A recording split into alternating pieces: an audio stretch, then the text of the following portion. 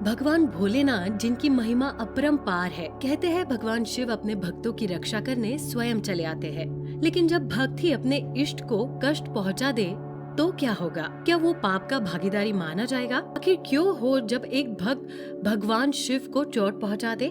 नमस्कार दोस्तों, आप सभी का स्वागत है हमारे YouTube चैनल पर। अगर आपने हमारे चैनल को अभी तक सब्सक्राइब नहीं किया है तो अभी करें।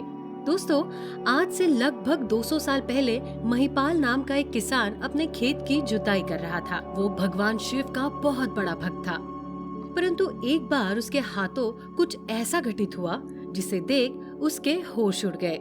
दरअसल वो फावड़े से अपने खेत की जुताई कर रहा था कि अचानक से उसके फावड़ा किसी कठोर वस्तु से टकराया। महिपाल एक पल के लिए ठहर गया। उसे आभास हुआ कि जहाँ पर उसने फावड़ा चलाया वहाँ पर कुछ है, और फिर वो उस स्थान पर खुदाई करने लगा। खुदाई के दौरान वहाँ से कुछ ऐसा निकला जिसकी कल्पना महिपाल ने अपने स्वप्न में भी नहीं की थी। वहाँ से नेत्र वाला शिवलिंग निकला, जिसे देख महिपाल अत्यंत खुश हो गया और उसने इसे भगवान का ही चमत्कार समझा। लेकिन जैसे ही उसने शिवलिंग को जमीन से बाहर निकाला तो उसके चेहरे की मुस्कुराहट पल भर में गायब हो गई। हुआ कुछ यूं कि जब महिपाल फावड़े से खेत की जुताई कर रहा था तो फावड़ा शिवलिंग से टकरा गया था, जो कि शिवलिंग पर बने नेत्र पर लग गया था। लेकिन महिपाल के पैरों तले तब जमीन खिसक गई जब उसने देखा कि शिवलिंग की आंखों से खून निकल रहा था। वो हैरान था कि आखिर ये कैसे मुमकिन हो सकता है कि शिवलिंग से खून निकल रहा हो। महिपाल काफी डर गया। उसे लगा कि उसने अपने इष्ट को चोट पहुंचा दी है। वो शिवलिंग के सामने सिर झुकाकर उनसे माफी मांगने लगा और जोर जोर से रोने लगा। तभी खेत के महिपाल की पत्नी और गांव के अन्य लोग भी महिपाल की रोने की आवाज सुनकर दौड़े चले आए। सभी लोग खून से लहूलुहान शिवलिंग को देख काफी हैरान थे।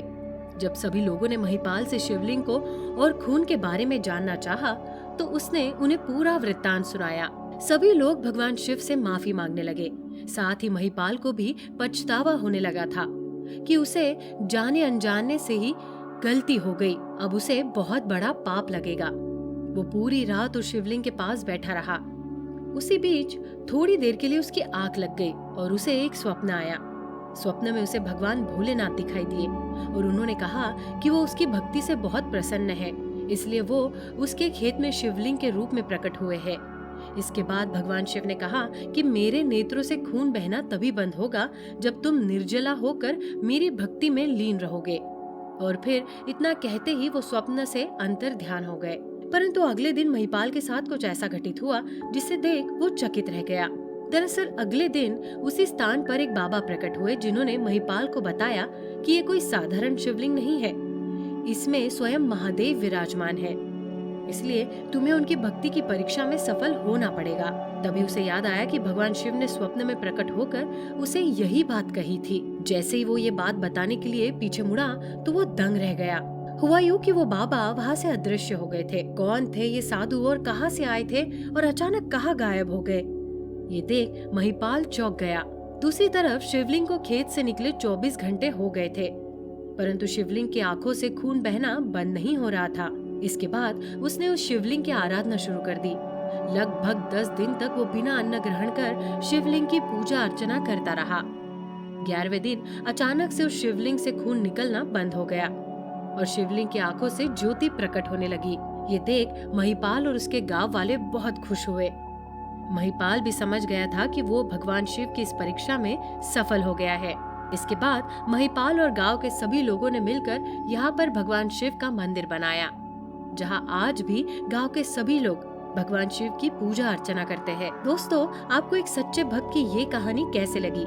आप अपने विचार हमें कमेंट बॉक्स में जरूर साझा कीजिएगा। अगर आपके आसपास या आपके साथ ऐसी कोई घटना घटित हुई है जो किसी चमत्कार से कम नहीं, तो आप हमारे साथ कमेंट बॉक्स में जरूर साझा कीजिए। साथ ही अन्य रोचक जानकारी के लिए हमारे चैनल को जरूर सब्सक्राइब करें और इस वीडियो को ज्यादा से ज्यादा लाइक और शेयर भी जरूर करें।